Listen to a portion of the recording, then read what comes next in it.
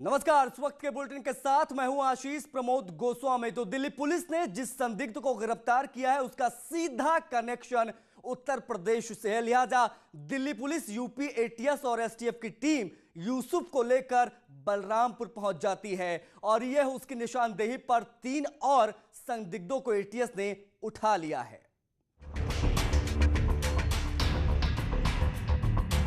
दिल्ली से गिरफ्तार संदिग्ध आतंकी को लेकर जब पुलिस और एटीएस की टीम बलरामपुर के भैसाही गांव पहुंची तो ग्रामीणों के साथ साथ वहां मौजूद लोगों में हड़कंप मच गया। ग्रामीणों को तो यकीन ही नहीं हो रहा था कि उनके बीच रहने वाला कोई शख्स कैसे देश के खिलाफ इतनी बड़ी साजिश रच सकता है। गांव में इस तरह से पुलिस का मजमा पहले कभी नहीं लगा था और न ही कभी इस तरह कोई घटना घटी थी। लिहाजा लोगों की भारी भीड़ संदिग्ध के घर के आसपास इकट्ठा होने लगी। हमें जो दिल्ली में आतंकवादी पकड़ा गया है, अभी तक लगभग 1 घंटे तक उसके गांव पर बढ़िया भैसाही में पूछताछ की गई है। उसके बाद एटीएस और दिल्ली पुलिस की टीम उसको लेकर के उतरौला कस्बे में एक जगह स्थान है वहां पर लेकर आई है, एक मकान के अंदर लेकर के गई है और उसमें बलरामपुर की भारी संख्या में फोर्स लगाई गई है। उसके तमाम ऐसे लोग हैं यहाँ पर, तमाम उन मामलों को छानबीन करने के प्रयास किया जा रहा है। जिस तरीके से आप देख सकते हैं कि जो एटीएस की टीम है वो उसको लेकर के अंदर गई है। दिल्ली पुलिस, एटीएस और यूपीएसटीएफ ने इस संदिग्ध आतंकी को सबसे पहले उसके घर ले गई और वहां उससे पूछताछ की गई। यूसुफ ने यहां पूछताछ में कई और बातें बताई, जिसके बाद एटीएस की एक टीम बलरामपुर के उतरौला इलाके में गई और यहां से मोबीन बनिहार, फारूक बनिहार और वसीम नाम के 3 लोगों को उठाया। अंदर गई है और जो रिक्रिएशन किया जा रहा है, तमाम ऐसे मामले हैं जिनके उससे संबंध थे, कहाँ वो आता जाता था और क्या उसकी आगे प्लानिंग थी, इस तरह के मामले को लेकर के यहाँ पर पूछताछ चल रही है। उसको लेकर के एटीएस और दिल्ली पुलिस की टीम यहाँ पर आई है उतरौला कस्बे में और वहाँ पूछताछ की जा रही है। एक मकान के अंदर लेकर के गए हैं। भैसाही और उतरौला में घंटों की तफ्तीश के बाद एटीएस और दिल्ली पुलिस की टीम सभी संदिग्धों को लेकर पास के थाने चली गई, जहां सभी को आमने सामने बिठाकर पूछताछ हुई। आतंकियों के अयोध्या प्लान में क्या था, अभी इसका खुलासा होना बाकी है, लेकिन जिस तरह से एटीएस और पुलिस की टीमें काम कर रही हैं, उससे जल्द ही बड़ा खुलासा होने वाला है।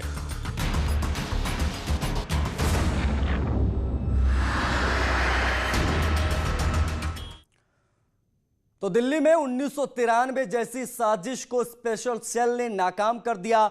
30 दिन के अंदर बदले को टारगेट दिया गया था, वो पूरी तैयारी के साथ निकला था। दिल्ली को स्वतंत्रता दिवस के मौके पर दहलाने की पूरी साजिश रची गई थी, लेकिन मौका नहीं मिला। फिर 21 अगस्त को पाकिस्तानी आका के आदेश में हिंदुस्तान को जख्म देने निकला, लेकिन एक बार फिर नापाक मंसूबे कामयाब नहीं हो पाए। सवाल है कि आखिर वो किस बात का बदला लेना चाहता था।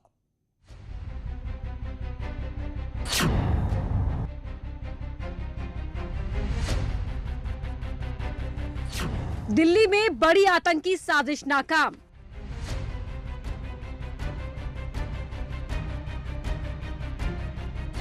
आईएसआईएस का आत्मघाती हमलावर गिरफ्तार।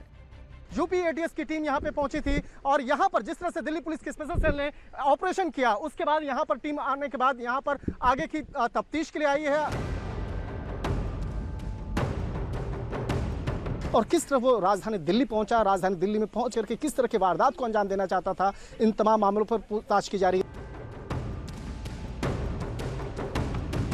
बलरामपुर के उतरौला कोतवाली क्षेत्र का बढ़िया भैसाही गांव है। उस आतंकवादी को काम दिया गया था कि 30 दिन के अंदर अंदर राम जन्मभूमि में बड़ा धमाका करने के लिए।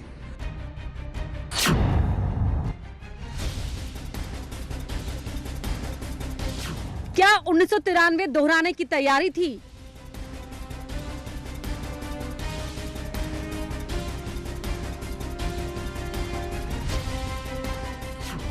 क्या बदला लेने की बड़ी योजना बनाई गई थी? अगर ये आतंकी पकड़ में नहीं आते तो सोचिए क्या होता। अयोध्या में विवादित ढांचा गिरने के बाद मुंबई में आतंकियों ने बदला लिया था और सीरियल धमाकों से मुंबई ही नहीं पूरा देश दहल गया था। क्या राम मंदिर शिलान्यास के बाद ऐसी ही बड़ी योजना पर काम कर रहे थे आतंकी? दिल्ली की स्पेशल सेल ने एक बड़ी आतंकी साजिश को नाकाम कर दिया और मुठभेड़ के बाद आईएस के आतंकी को गिरफ्तार कर लिया। पुलिस और आतंकी के बीच कुछ राउंड फायरिंग हुई थी, लेकिन स्पेशल टीम ने उसे घेर कर पकड़ लिया। जिस तरह से अब्दुल यूसुफ की अगर बात करें तो जिस तरह से उसके बारे में महत्वपूर्ण जानकारी मिली, उसके बाद उसे गिरफ्तार किया गया है। उसके कई और भी जो गुर्गे हैं बाकायदा उसके बारे में पूछताछ की जा रही है। आतंकी के पास 2 आईईडी, एक पिस्टल और 4 कारतूस मिले हैं। आईईडी को प्रेशर कुकर में फिट किया गया था। आतंकी का नाम अबू यूसुफ खान है। वो लोन वुल्फ अटैक यानी अकेले ही हमला करने की फिराक में था और इसके लिए यूसुफ दिल्ली के कई इलाकों में रेकी कर चुका था, लेकिन जब तक वो अपने नापाक मंसूबों को पूरा करता उससे पहले पकड़ लिया गया। आईएस ऑपरेटिव को पकड़ा है।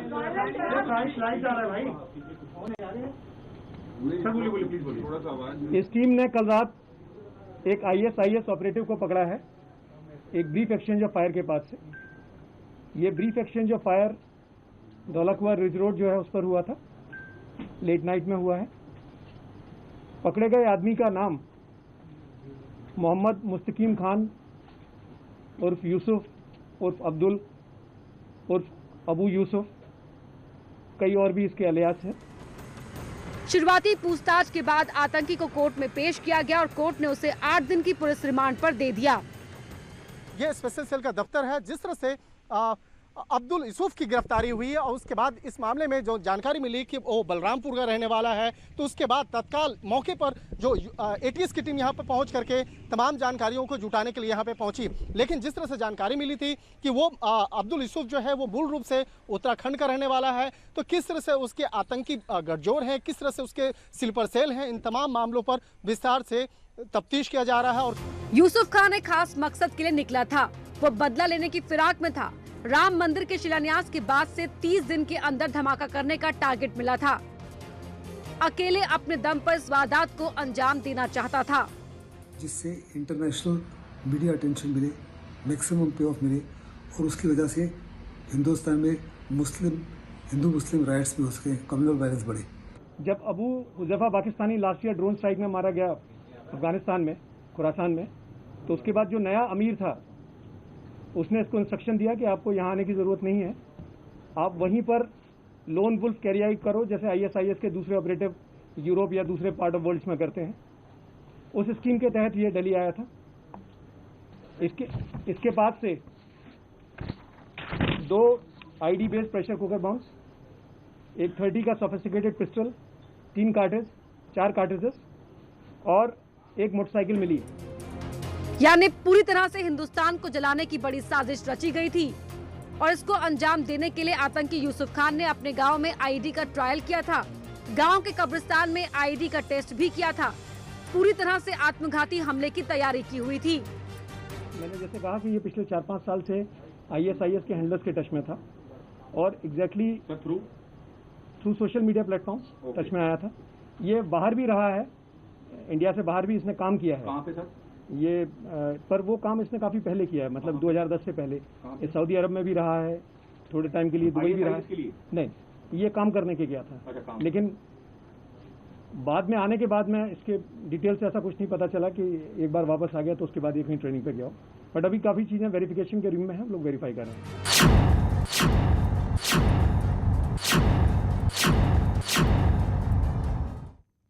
तो आतंकी यूसुफ कई नामों से पूरे देश में घूम रहा था और लंबे वक्त से यह आतंकी गतिविधियों से जुड़ा भी था। आईएसआईएस ने इसे आत्मघाती हमलावर बनाकर भेजा था। इसको अफगानिस्तान के खुरासान स्थित आईएस हैंडलर से आदेश मिलता था। कश्मीर के आईएस नेटवर्क से भी संपर्क में था। इसकी गिरफ्तारी के बाद से ही दिल्ली, नोएडा, बलरामपुर और लखनऊ समेत देश के कई शहरों में संदिग्धों की तलाश तेज हो गई है।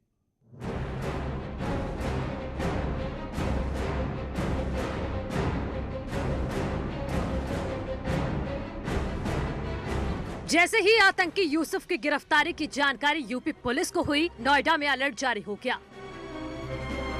नोएडा के चप्पे चप्पे की छानबीन शुरू हो गई और हर संदिग्ध की तलाशी की जाने लगी। दिल्ली से सटे जितने भी इलाके हैं उन सब में चेकिंग तेज कर दी गई है।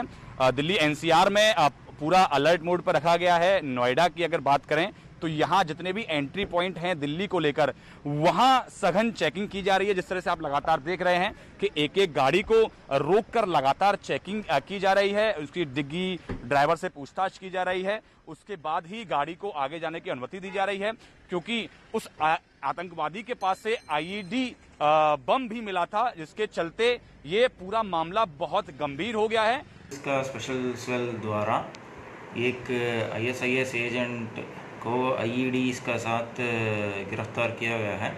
उसी संदर्भ में हमारा नोएडा जोन में भी पूरा अलर्ट है और बॉर्डर पे लगातार चेकिंग जारी है। यूसुफ मूल रूप से यूपी के बलरामपुर का रहने वाला है। दिल्ली की स्पेशल सेल का कहना है कि यहीं पर उसने बम बनाना सीखा था और यहीं पर ट्रायल भी किया था। यूसुफ की गिरफ्तारी के बाद दिल्ली पुलिस की एक टीम उसके घर भी पहुंची और उससे जुड़े तार को खंगालने में लगी है। साथ ही इसके बाकी साथियों की धरपकड़ करने में भी पुलिस जुटी हुई है। और ये बताया जा रहा है कि मुस्तकीम नाम का एक शख्स है जो कि संदिग्ध है, उसकी तलाश की जा रही है और गांव के बाहर ही पुलिस ने रोक दिया है, लोगों को अंदर जाने से मना कर दिया गया है और आपको दिखाते कि पूरे गांव को चारों तरफ से सील कर दिया गया है। यूपी के होने की वजह से यहाँ की पुलिस को सतर्क कर दिया गया है ताकि अगर इसका साथी किसी शहर में सक्रिय हो तो उसे तुरंत पकड़ लिया जाए।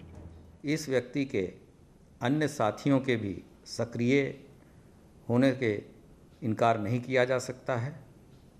उपरोक्त के क्रम में शासन के निर्देशों के आलोक में पुलिस महानिदेशक उत्तर प्रदेश के द्वारा समस्त जनपदीय पुलिस अधिकारियों को सार्वजनिक स्थलों, होटल, ढाबों, धार्मिक स्थलों, न्यायिक भवनों, बस, रेलवे स्टेशन तथा भीड़ भाड़ के इलाकों आदि की गहन छानबीन कर पूर्ण सतर्कता बरते जाने के निर्देश दिए गए हैं। दिल्ली की स्पेशल सेल का कहना है कि जो आतंकी यूसुफ को हैंडल करता था उसे सीरिया में मार दिया गया। उसके बाद ये पाकिस्तानी कमांडरों के इशारे पर काम करने लगा और भारत में घूम घूम कर रेकी करता था।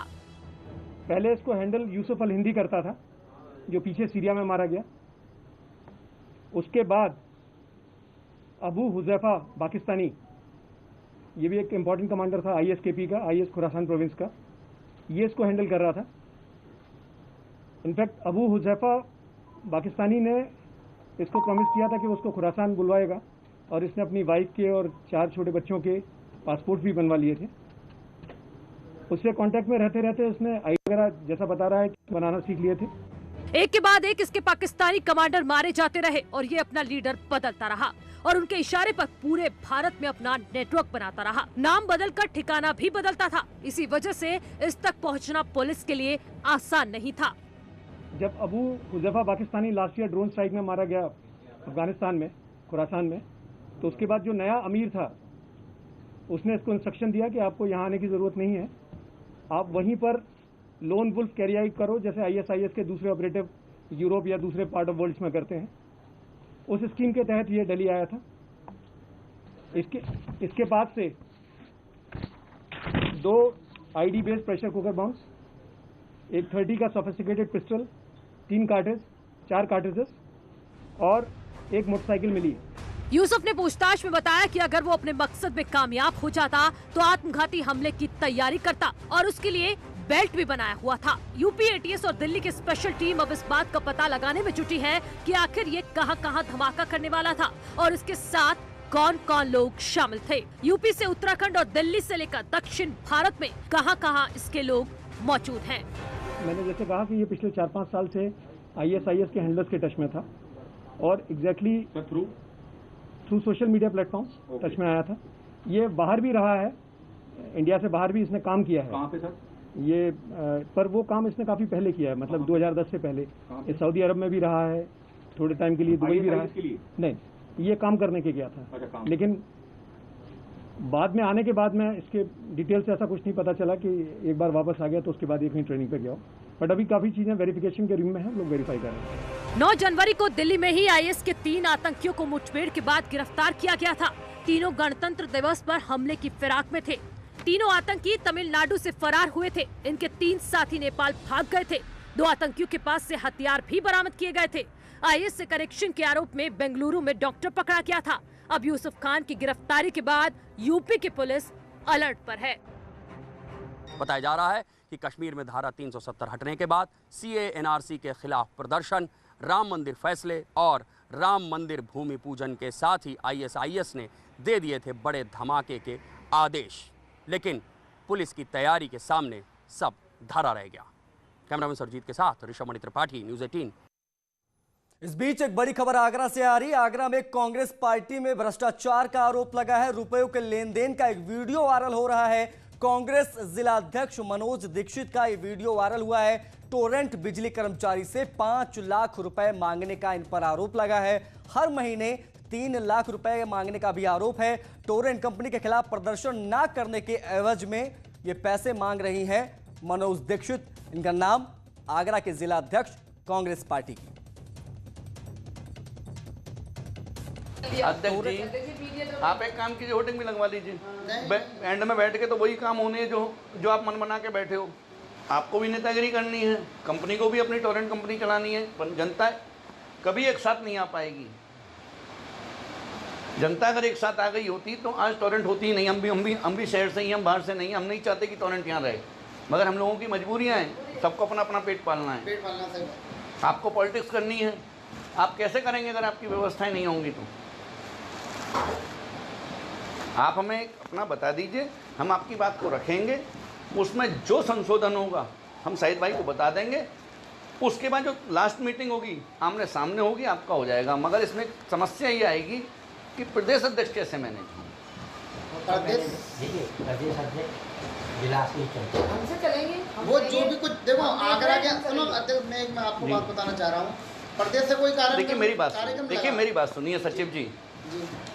अध्यक्ष जी जिम्मेदार व्यक्ति हैं, वो इस बात पे जवाब देंगे, क्योंकि जो भी वो पूछेगी ना तो आपको पूछेगी ना मुझे पूछेगी, तो सीधे अध्यक्ष कल आज तक हम बैठे हैं, कल अध्यक्ष जी सीधी बात होंगी, अध्यक्ष जी देखिए आपकी पार्टी ये कर रही है, क्योंकि आप जिले में कमान संभाले हुए हैं। टोरेंट किससे पूछेगी अध्यक्ष जी?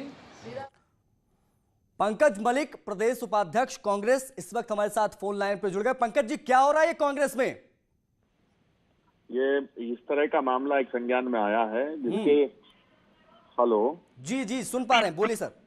इसमें इन्वॉल्व लोगों ने इस्तीफा भी दे दिया है। पार्टी की तरफ से भ्रष्टाचार कतई बर्दाश्त नहीं किया जाएगा और ना ही अनुशासनहीनता। उत्तर प्रदेश कांग्रेस कमेटी जनता की आवाज को उठाने का काम करेगी। इसकी जांच की जा रही है, एक जांच समिति बना करके, और तत्काल इनके खिलाफ अगर ये दोषी पाए गए तो कार्रवाई की जाएगी। सर, इसमें जांच की जाएगी, सामने वीडियो है, और अभी 1 साल पहले इनको जिला अध्यक्ष की जिम्मेदारी आप लोगों ने दी थी, तो क्या इनका बैकग्राउंड नहीं देखा गया था? क्या चीज ऐसी रही किसकी वजह से इनका ये वीडियो अब सामने आ रहा है? क्योंकि आगरा में आपका इनको जो काम दिया गया था वो बूथ लेवल पर काम करने को दिया गया था, ब्लॉक लेवल पर कांग्रेस को मजबूती देने का काम दिया गया था, लेकिन यहां पर तो खुद को मजबूत करती नजर आ रही। 5 लाख रुपए मांग रही। सर, मैंने बताया इसकी जांच की जा रही है, तत्काल इसके खिलाफ कार्रवाई की जाएगी। दूसरा, इन्होंने इस्तीफा दिया था और उसे मंजूर कर दिया गया है। कांग्रेस पार्टी जनता की आवाज को उठाने का काम कर रही है। टोरेंट के खिलाफ भी हम आवाज उठाएंगे, उत्तर प्रदेश सरकार के खिलाफ आवाज उठाने का काम हम करते रहेंगे, क्योंकि उत्तर प्रदेश सरकार जन विरोधी नीतियों से जनता को परेशान कर रही है। किसानों का भुगतान नहीं हो पा रहा, नौजवान को रोजगार नहीं मिल पा रहा। हम इन छोटी चीजों से हम अपने मुख्य उद्देश्य को नहीं भूलेंगे। चाहे मनोज दीक्षित हो, चाहे मैं हूं, जो भी भ्रष्टाचार में लिप्त पाया जाएगा, अनुशासनहीनता करेगा, जनता की आवाज को नहीं उठाएगा, उसके खिलाफ। पंकज जी, लगता नहीं है क्योंकि जिस तरह से प्रियंका गांधी वाड्रा जी हो, चाहे राहुल गांधी हो, लगातार ट्वीट करते हैं भ्रष्टाचार पर, योगी सरकार को घेरने की कोशिश करते हैं और लगातार ट्वीट पे ट्वीट होते हैं, लेकिन जब आपकी पार्टी में ही, क्योंकि आप एक जिला अध्यक्ष की बात करते हैं, 75 जिले में 75 जिला अध्यक्ष हैं, और जाहिर सी बात यह है कि जिला अध्यक्ष के ऊपर जिम्मेदारी होती है जिले में पार्टी को मजबूत करने का, लेकिन जिस तरह से भ्रष्टाचार के आरोप आपकी पार्टी लगाती है सरकार पर, लेकिन उसके बाद जब इस तरह के मामले सामने आते हैं तो क्या लगता है कि कहीं ना कहीं पार्टी को इससे मुश्किलात होगी या छवि खराब होगी पार्टी की? नहीं, कोई मुश्किलात नहीं होगी। जो जैसा काम करेगा उसके खिलाफ कार्रवाई की जाएगी। अगर उन्होंने पार्टी के उद्देश्यों से, वो पार्टी जिन नियमों पे चल रही है, जनता की आवाज उठाने का काम करेगा, अगर कोई भटकेगा, भ्रष्टाचार को करेगा, तो उसके खिलाफ कार्रवाई की जाएगी। वो पार्टी में नहीं रहेगा, ये स्पष्ट है। बहुत बहुत शुक्रिया पंकज जी हमसे जुड़ने के लिए, बातचीत के लिए। तो पंकज मलिक, उपाध्यक्ष कांग्रेस के, हमारे साथ जुड़े हो, तो बोल रहे थे कि कार्रवाई होगी, जांच के आदेश दिए गए। लेकिन आगरा में कांग्रेस पार्टी के जिलाध्यक्ष मनोज दीक्षित, ये पहले भाजपा में भी रही हैं, बसपा में भी रही हैं, 2019 में इन्हें कांग्रेस की कमान जिले में मिली थी, और अब इनका ये वीडियो सामने आ रहा। टोरेंट कंपनी से प्रदर्शन ना करने के एवज में पैसे मांगे जा रहे थे। उनको भी देख लेंगे, उनको तो ये अलग देते हैं, लेकिन हम जिला देख तो हम ही उनको संभाले रहेंगे, इसमें कोई प्रॉब्लम नहीं। अगर करते हैं फिर आपका ये नगर अध्यक्ष उदम करेगा?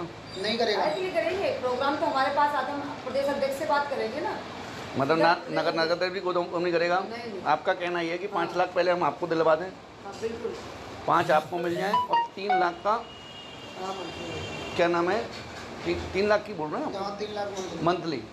मैं आपकी बात रखूँगा और मैं चाहूँगा कि मैं शाहिद भाई को इसमें 2 से 3 दिन में इनको जवाब दूँ। बोल रहे हैं 3 लाख मंथली।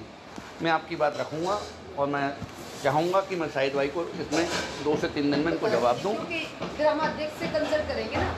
अब वो लाख 2 लाख 4 लाख पर वो नहीं करेंगे, वो ये देखिए अध्यक्ष जी, आज है शनिवार, ठीक है शाहिद भाई? शनिवार मंडे को, क्योंकि कल ऑफिस बंद है, कल हम लोग बात कर लेंगे। चलिए बढ़ते आगे। तो गोरखपुर के सदर सांसद रवि किशन ने दिल्ली स्थित अपने आवास में आज भगवान गणेश की मूर्ति स्थापित की और पूरे विधि विधान के साथ गणपति की पूजा अर्चना की। इस दौरान रवि किशन गणपति बप्पा को परिवार के साथ आरती करते भी नजर आए। रवि किशन ने जनता से अपील भी की है कि सभी अपने घर में रहकर विधि विधान से गणपति बप्पा की पूजा करें, सोशल डिस्टेंसिंग का पालन करें। अगर हो अपराध क्षमा सब कर देना, अपने पापों की क्षमा सब कर देना, नहीं मेरे पास बल बुद्धि नहीं मेरे। सभी दर्शकों को मैं रवि किशन, गणपति बाप्पा मोरया, मंगल मूर्ति मोरया, हर हर महादेव। ये इको फ्रेंडली गणेश जी आए और मेरा नया आवास है सांसद बनने के बाद, और ये नए घर में गणेश जी मैं मुंबई में रखता था, पहली बार हम इनको यहाँ रखें। 13 साल हो गया इनको। अभी आए हैं 1.5 दिन के गणेश जी, इको फ्रेंडली हैं और इन्हीं को अपने घर में ही विसर्जित करके गमले में इनको एक पौधे के साथ रखेंगे तो इनका आशीर्वाद साथ में रहेगा। गणेश चतुर्थी का पर्व आज संगम नगरी प्रयागराज में भी पूरी आस्था के साथ, श्रद्धा के साथ मनाया जा रहा है। हालांकि इस बार के त्योहार पर कोरोना महामारी का असर भी साफ तौर पर देखा जा रहा है। कोरोना की वजह से प्रयागराज में भी इस बार ना तो कहीं पर पंडाल सजे हैं और ना ही कहीं कोई सार्वजनिक आयोजन हो रहे हैं। भगवान गणेश की छोटी प्रतिमाओं को श्रद्धालु अपने घरों पर स्थापित कर रहे हैं। इस मौके पर अखिल भारतीय अखाड़ा परिषद के अध्यक्ष महंत नरेंद्र गिरी ने भी देशवासियों को गणेश उत्सव की बधाई देते हुए लोगों से कई सार्वजनिक कार्यक्रम न करने की रिक्वेस्ट की है, अपील की है। त्योहार को घर पर ही सादगी के साथ मनाने की बात भी महंत नरेंद्र गिरी ने की है।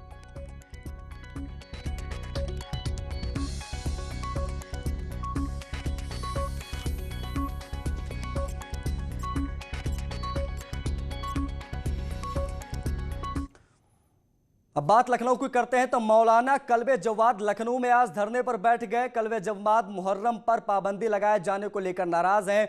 उनका कहना है कि ताजिए के बिना मुहर्रम कैसे हो सकती, क्योंकि ताजिए की दुकानें तो बंद हैं, इसीलिए घर पर रहकर त्यौहार नहीं मनाया जा सकता। मौलाना ने सरकार से नियमों में छूट देने की मांग की है। साथ ही कहा है कि सोशल डिस्टेंसिंग के तहत ताजिया निकालने की परमिशन मिलनी चाहिए, लेकिन अभी तो रखने की इजाजत दी जाए। अच्छा, रखने के सिलसिले में ये होता है कि घर पे तो बनते नहीं ताजिए। जैसे मूर्तियाँ जो आप घरों में रखी जाती हैं तो घर वाला थोड़ी बनाता है मूर्ति हो, बल्कि वो बाजार से लेकर आता है, दुकान से लेकर आता है, तभी वो रखते हैं। इसी तरह ताजिए के भी लोग बनाने वाले होते हैं, तो वहाँ से लेकर लोग रखते हैं। तो सारी दुकानें बंद कर दी उन्होंने, सारे ताजिए उठा कर लेके अपने ट्रकों भर के। इसी के साथ इस बुलेटिन में फिलहाल इतना ही। नमस्कार।